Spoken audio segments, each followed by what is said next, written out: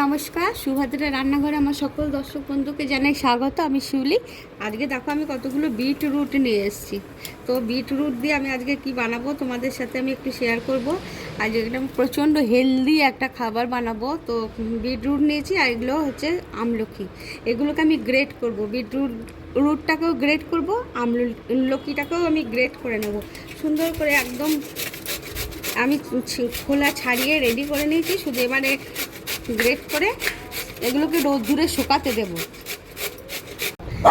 দেখো আমার বিটরুটগুলো গ্রেট করে নেওয়া হয়ে গেছে, এবং আমলকিগুলো গ্রেট করে নিয়ে এসেছি। এবার আমি এগুলোকে রোদ্দুরে দেবো, ছাতে রোদ্দুরে শুকিয়ে আমি নিয়ে আসছি একদিন পর।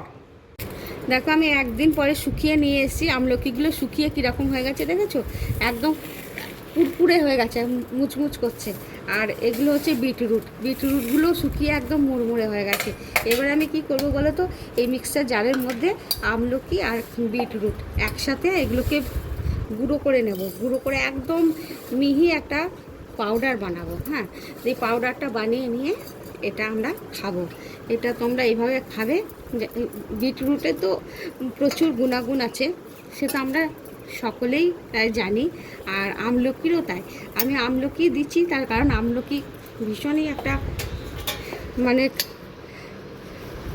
খাওয়ার জন্য, আমাদের শরীরের জন্য খুবই উপকারী জিনিস। সেই জন্য দুটোকে একসাথে করে আমি ব্লেন্ড করে নিয়ে আসছি। দেখো আমি গুঁড়ো করে নিয়ে চলে এসেছি, এবং এটাকে আমি ঢেলে নিলাম এই পাত্রের মধ্যে। দেখেছো, এই পাউডারটা এবার আমি একটা কাঁচের জারের মধ্যে ভরে রেখে দেবো। এবার প্রত্যেক দিন আমরা এবারে খাবো। এই যে একটা কাঁচের গ্লাসে 1 গ্লাস জল নিয়ে নিয়েছি। এর মধ্যে তোমরা চাইলে শুধু এই যে আমলকি আর বিটরুট গুঁড়োটাও পাউডারটাও দিয়ে খেতে পারো। তোমরা চাইলে যাদের মানে পেটের সমস্যা আছে তারা চাইলে ওই ইয়ে দিয়ে খেতে পারো, ওই ইসুকুলে ভুসির সাথেও মিক্সড করে খেতে পারো। আবার কেউ ছোলার ছাতুর সাথে মিক্স করে খেতে পারো। আবার কেউ চিয়া সিডটা প্রায় সকলেই এখন খায়, চিয়া সিডের সাথেও আমরা খেতে পারি। এটা চিয়া সিড দিয়ে দিলাম, ভিজিয়ে রেখেছিলাম। চিয়া সিডটা জলের মধ্যে দিয়ে দিলাম। তার মধ্যে ধরো 1 চামচ বিটরুট আর ওই আমলকি পাউডার দিয়ে দিলাম। তো এটাকে আমরা যদি প্রত্যেক দিন খাই তো আমাদের শরীরে যে কী পরিমাণে উপকার হবে সেটা তো মানে বলে বোঝাতে পারছি না তোমাদেরকে। তো তোমরা এইভাবে অবশ্যই বানিয়ে খাবে। একটা হেলদি জিনিস স্টোর করে রেখে দেবে।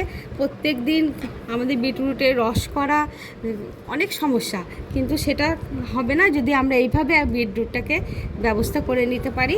তাহলে আমাদের সকলের জন্য খুব সুবিধা হবে। তা তোমরা এইভাবে বানাবে। আর আমার এই পদ্ধতি, আমার এই রেসিপিটি কীরকম লাগলো তোমরা আমাকে জানাবে। তোমরা সবাই ভালো থাকবে। আজকের মতো টাটা।